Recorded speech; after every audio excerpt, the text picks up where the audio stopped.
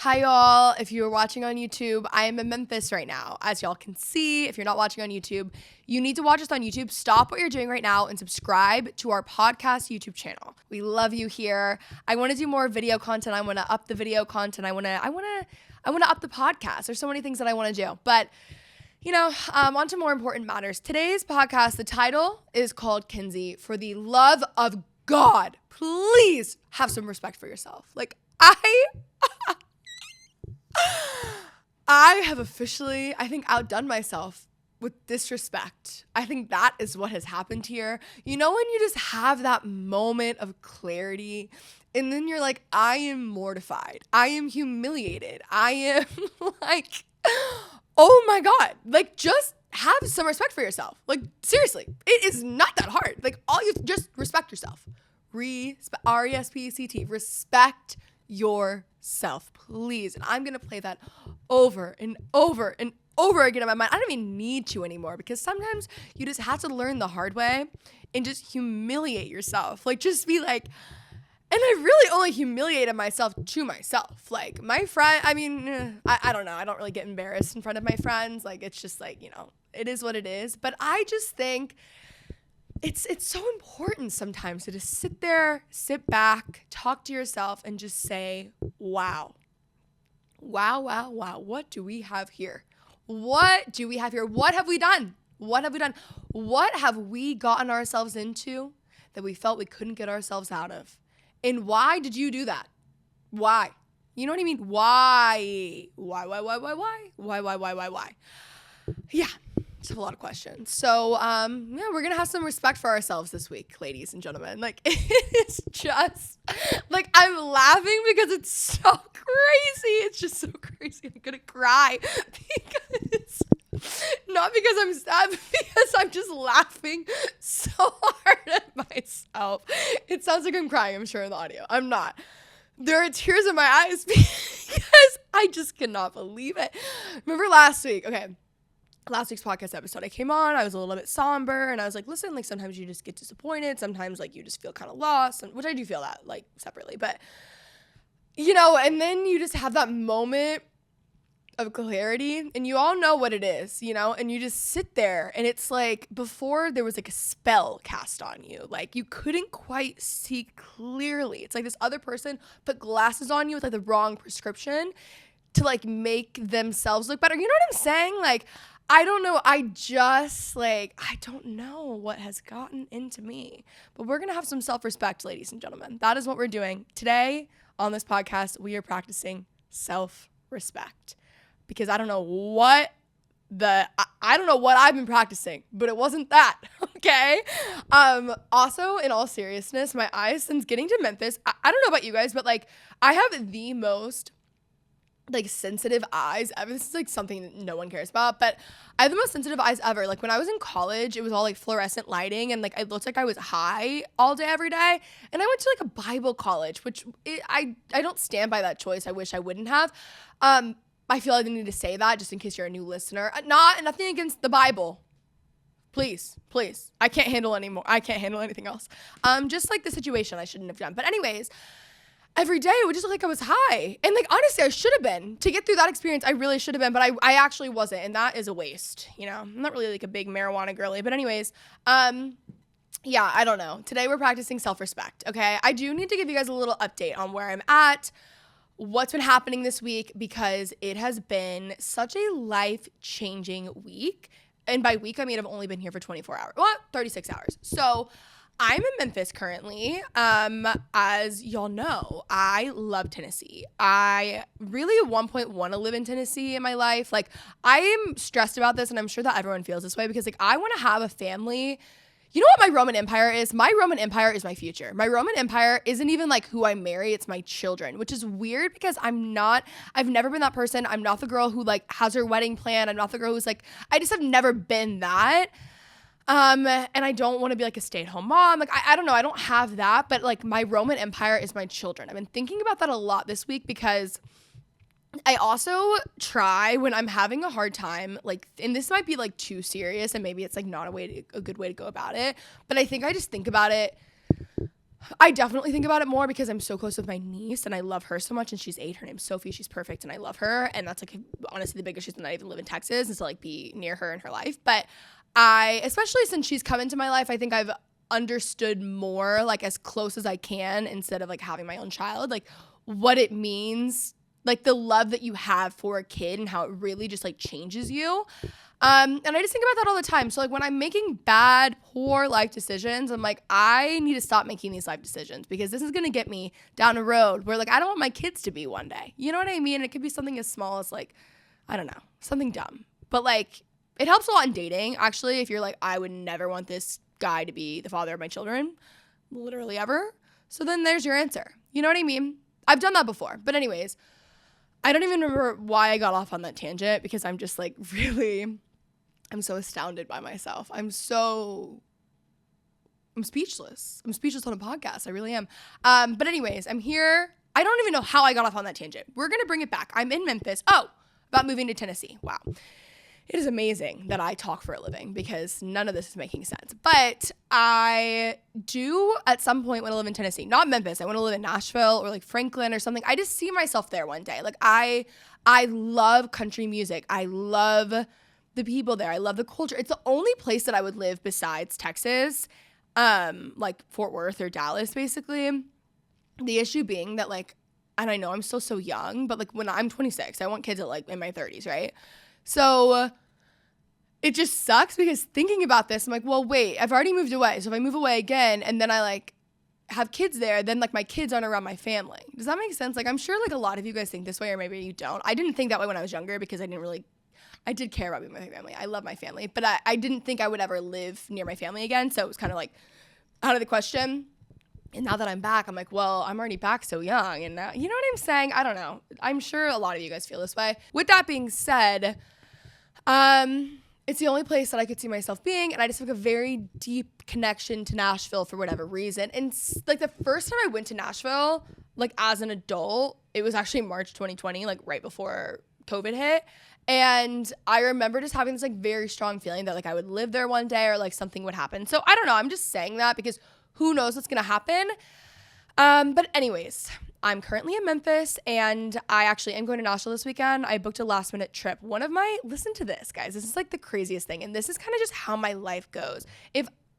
Side note, if I'm anywhere, I will run into someone that I don't want to run into. Like I have been booked a hotel room at the world's largest Marriott that has like 7 towers. And the hotel room was booked next to my ex-boyfriend. And there's like hundreds, thousands of rooms. Like things like that happen. I was living in Los Angeles. My ex-boyfriend was living in Los Angeles. I was shopping in Soho. We run into each other on the streets of Soho. There's just like so many stories like that. I'm trying to think of other ones. Some of them are a little bit too crazy. One time I accidentally ended up in my ex-boyfriend's apartment with my other ex-boyfriend's friends, not knowing that they knew each other, that this was his apartment, or that they were friends. One of my best friends from LA. When I moved to LA, I was 17, okay? And I met this guy, George. We were at the Lorenzo. And the Lorenzo, let me set the scene for you. The Lorenzo, it was like Project X, but like in an apartment complex in LA, in just kind of like scarier. Like there's something about that building.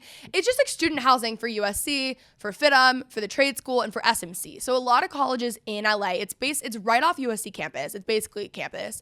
And a lot of people live there. There's like four different pools. It's massive. It's so big. There's so many different things. I had 2 ex-boyfriends who lived in this building. So that was on me. And it was just a really crazy thing. So anyways, when I moved to LA, I was 17. I was literally a senior in high school. I was graduating early and I was starting college early. I graduated that fall that I was living there, started college that spring online at SMC at the time.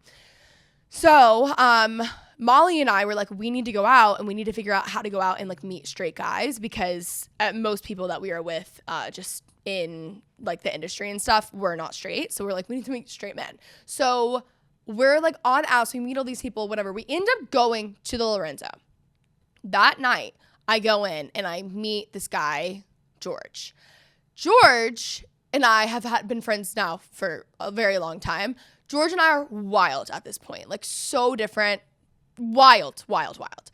And I end up, after a year of being there, being like, I just need a break. I can't do this anymore. Like I wasn't doing drugs actually, which is really genuinely so shocking about me in this life. Just have a lot of like trauma related to drugs with people around me. So it's never been my thing. You know, don't do drugs, kids, seriously. But anyways, it is literally a miracle that I never did any of that ever. But it was like a really wild time. I was drinking too much. I needed to stop. I needed to relax and like get my life together.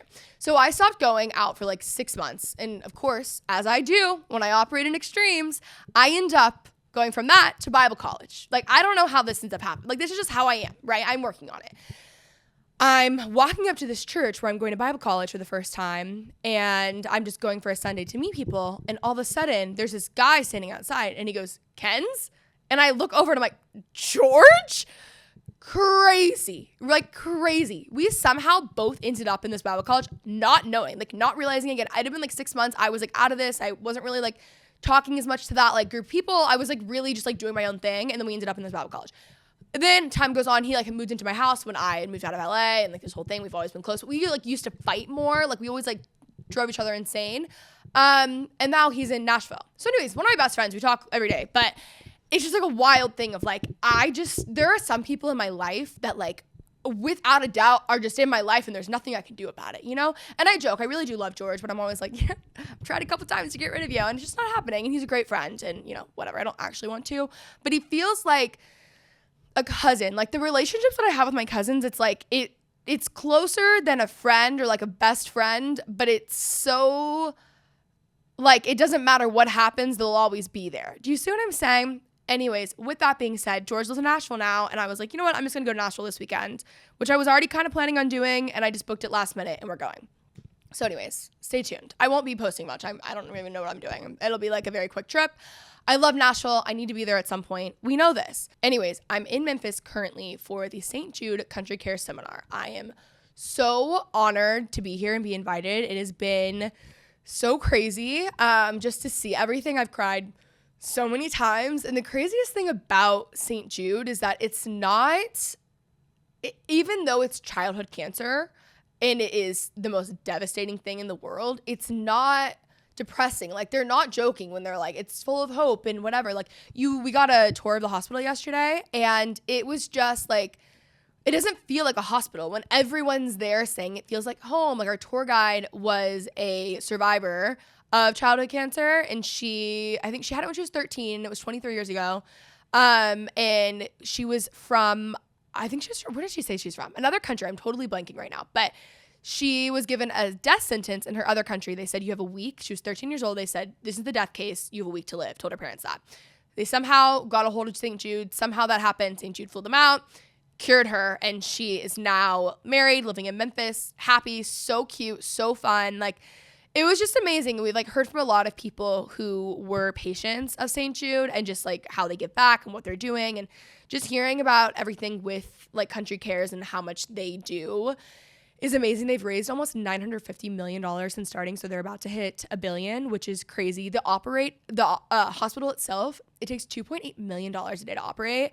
It's just amazing. Like seeing this stuff, like I was already thinking a couple days ago, I was like, we just need to zoom out. I feel like oftentimes when we have anything going on in our lives, like anything that's going on in a negative way or even a positive way, like we're so zoomed in on that one thing that we can't even see the rest of our lives. And then when we're so zoomed in, it creates a lot of anxiety. You spiral, you make it so much worse. It just gets like just makes it a lot worse, right? And so I was just trying to remind myself, I'm like, zoom out. I want to think about like myself at like 32 and how I'm gonna look back at this and be like, it literally didn't matter at all, and like whatever, and like it ended up being the best thing ever. Like thank God that didn't work out, because then this could work out, you know what I mean? And I really do try to actively like live my life that way.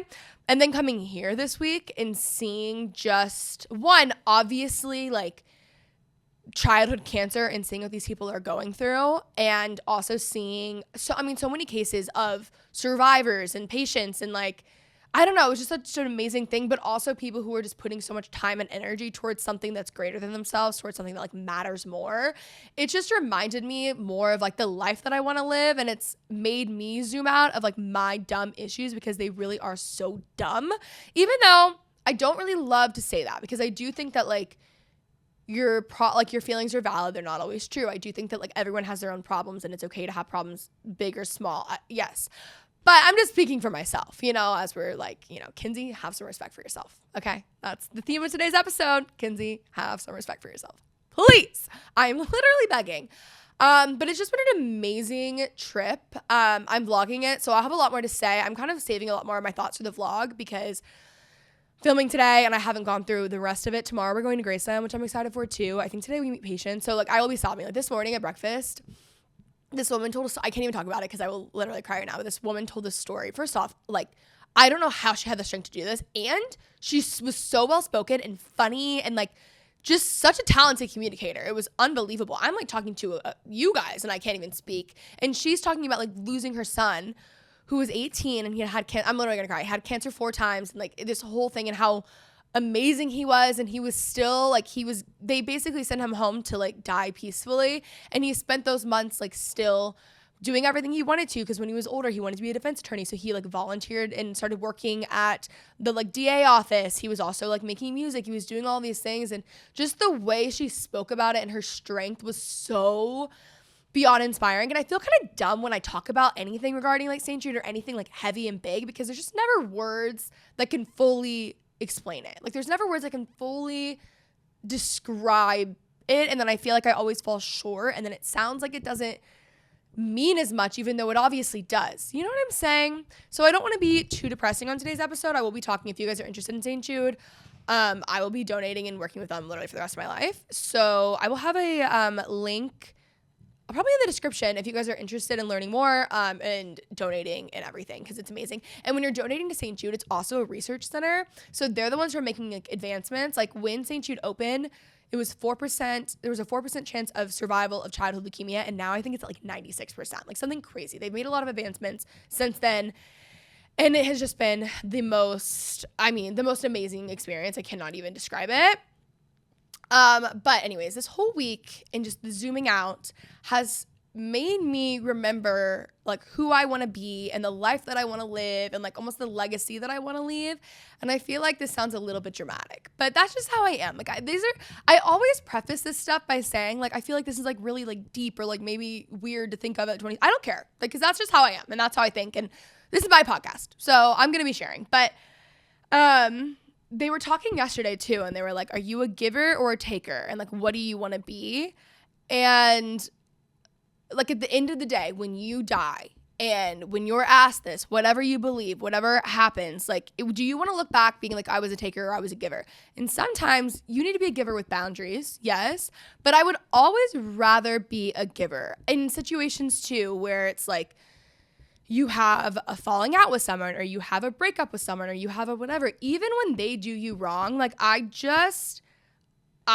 always, to the best of my ability, and I'm saying this now because I've not always been this way, okay? I don't want to handle anything in a petty way. I don't want to handle anything with an attitude. Maybe I'm joking to my friends sometimes, but like I just don't want to because at the end of the day, I value staying true to myself more than I do like giving them back what I think that they deserve. It's like, I think that they're going to get that anyways. Like if someone is doing something really like messed up to you, they're going to continue to do that. Like they have to live with that. And that's the kind of relationships that they're going to form. Like their punishment in quotes is the fact that like they don't have the tools and the ability at this given moment to have like a healthy whatever it is. Do you see what I'm saying? Like, I don't know. I think that like just by the way they act, they're punishing themselves enough, And it's like, I don't want to stoop to that level. Like, I think more than ever after the past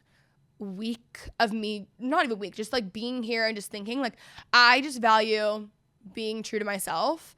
And I want to handle every situation that I can with grace. Like I will always be kinder than I need to be. Not always. I will try to always be kinder than I need to be. I want to be nicer than I need to be. And if that's fine. I don't feel like I need to sit here and like teach someone a lesson, if that makes sense. But that's really kind of a selfish thing of me, if I'm being honest, because if I teach them a lesson, I feel worse about myself. Does that make sense? Like I feel good about myself when I handle things with kindness, when I handle things with grace. So don't get me wrong. This isn't me being like, oh my God, I'm holier than thou. No, this is me being like, I want to feel good about myself. You know what I mean? And also we say this all the time everywhere in life, but it's like, what is it? Like the whole like rejection is redirection and whatever.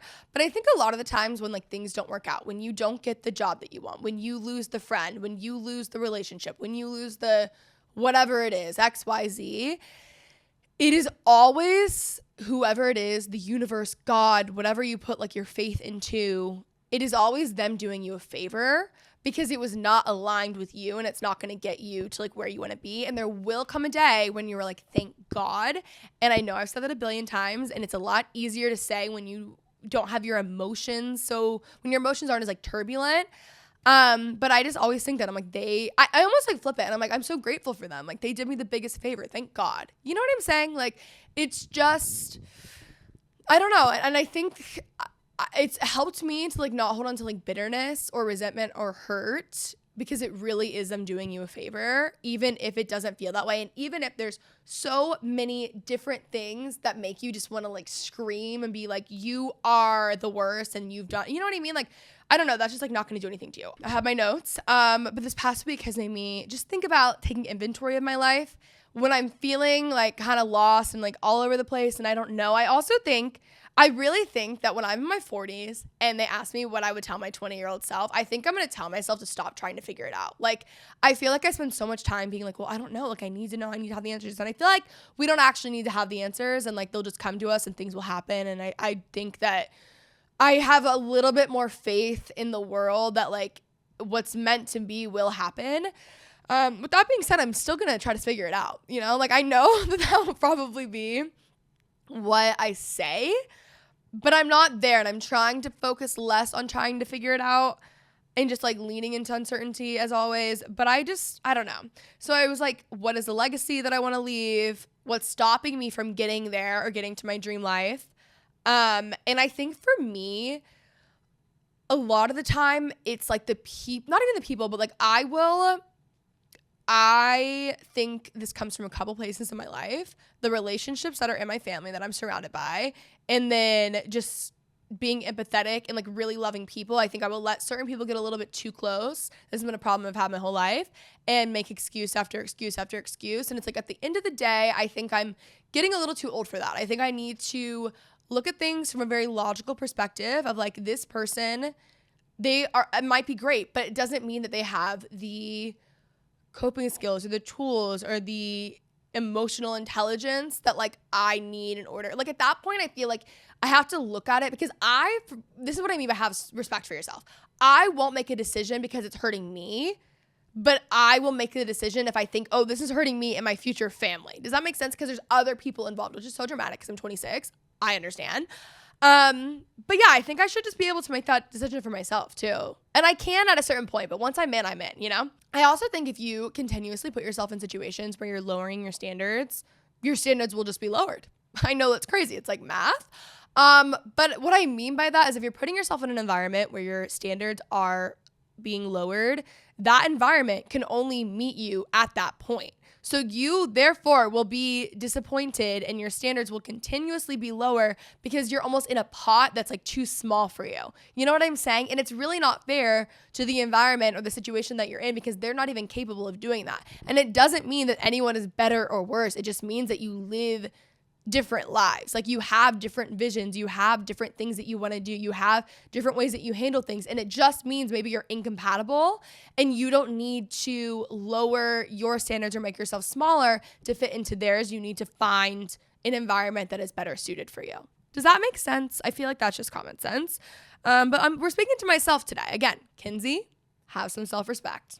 But I'm just thinking a lot about where do I want to be and what do I need to do to get there? And again, I don't think I need to have the answers, but I have a better idea. And for some reason, I'm young. It doesn't have to be figured out, but like I've always had a harder time in like relationships. And I guess that makes sense because I'm only 26 and like I haven't met who I'm going to marry. So therefore, whatever.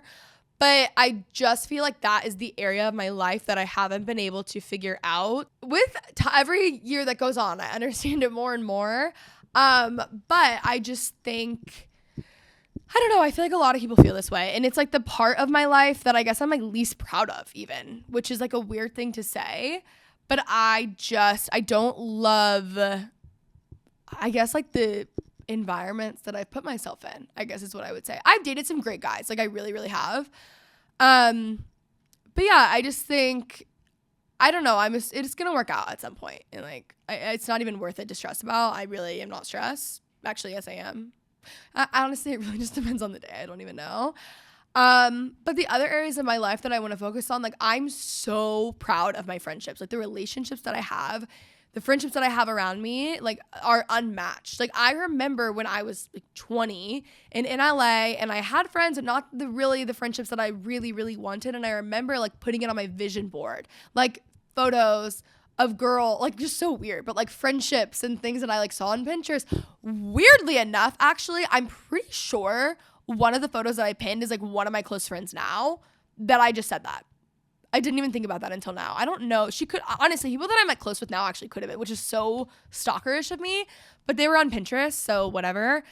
But I'm just really grateful and I'm very proud of my friendships, and I'm also proud of the friend that I am. Like that is one thing that I'm very confident in, is that I am a good friend, and it's something that I value. Like I just care, you know? And I'm pretty proud of where I am career-wise, depending on the day. I'm just in like a weird place.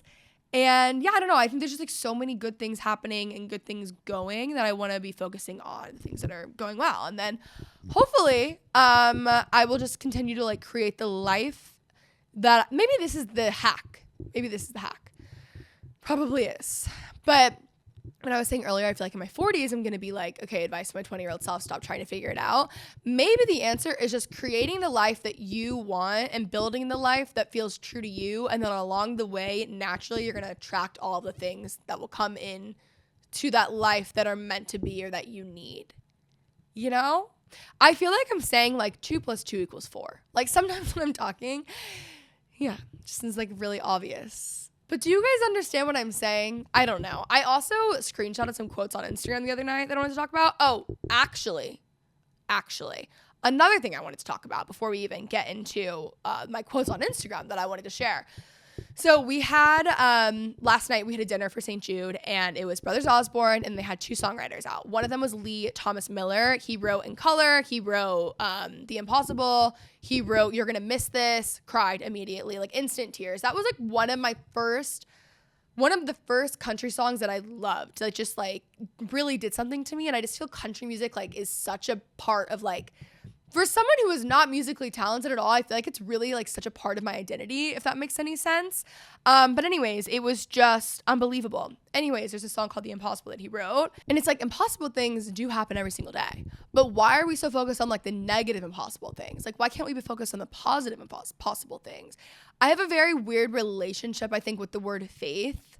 Just because I have a very complicated relationship, I think, with faith in religion and whatever now. But I just remember there was a point in my life where I had such strong faith that like I knew things were going to work out, and I just had such a strong faith, and I want to get back to that. Like I want to be someone with a strong faith.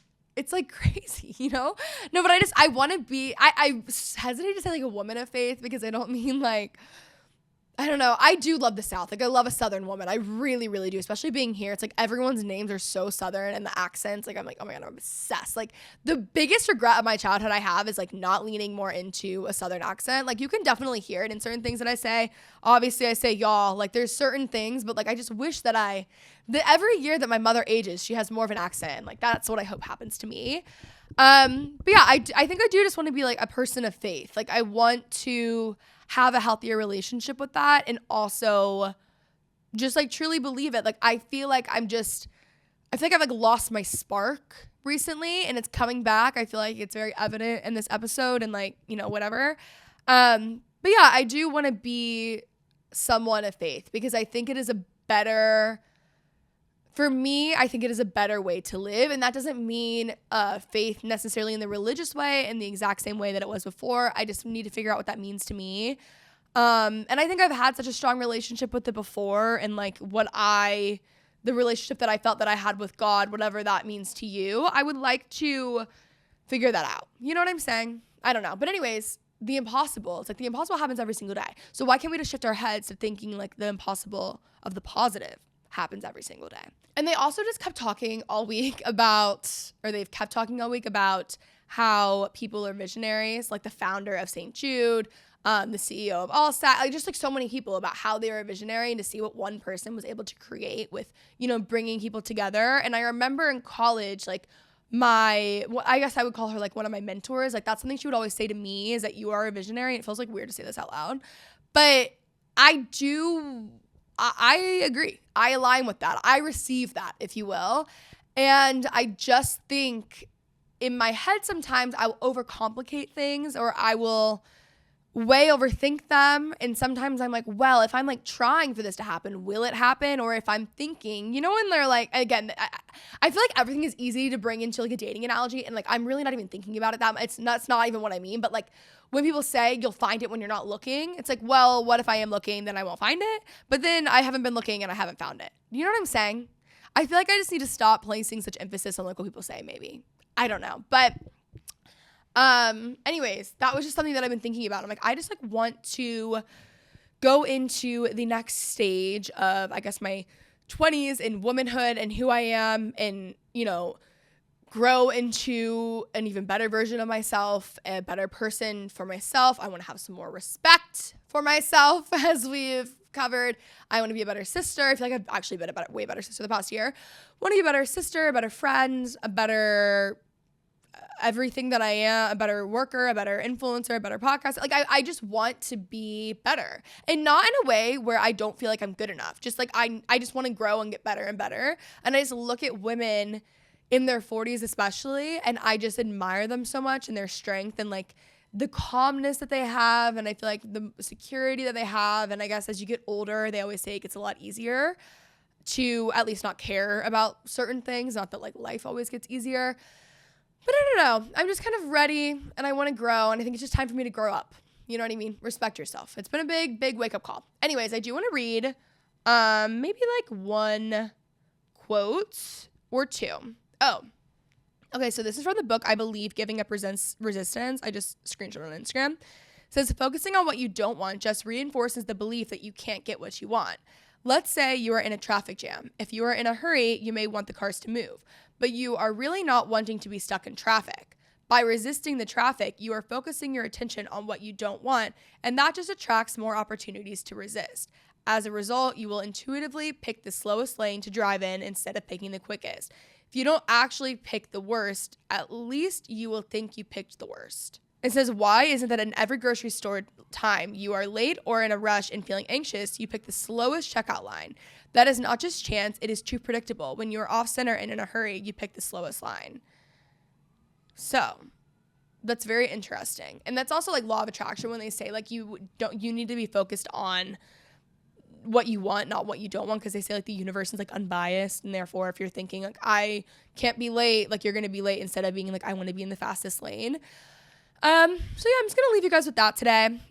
This is like a quick, short, sweet solo podcast episode about having respect for ourselves, and it's just like a nice friendly reminder. I hope you guys enjoyed. I will be in Nashville this weekend, honky tonking away, but I honky tonk every weekend. Honky tonk is a way of life.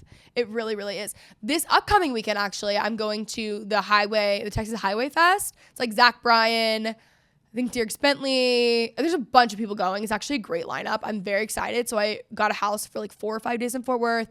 Have some friends coming with me. They gave us passes. I'm like so excited. Maybe we'll record a podcast episode there. Maybe that's what we're gonna do. I think that I'll bring it along. Maybe we're going mobile these days. We're everywhere. We can go wherever we want to go. So anyways, I hope y'all enjoyed this podcast episode. It was a little bit rambly. I will be going back to having guests. I just feel like I needed to share this with you guys. I needed to be, I feel like you guys get me. By the way, thank you so much for all the DMs. I read all the DMs that you guys send about the episodes. And I got so many nice ones last week when I was like, down, not well, ill. There was something wrong with me there. And we've had a moment of clarity. We've figured it out. We're like, what was that?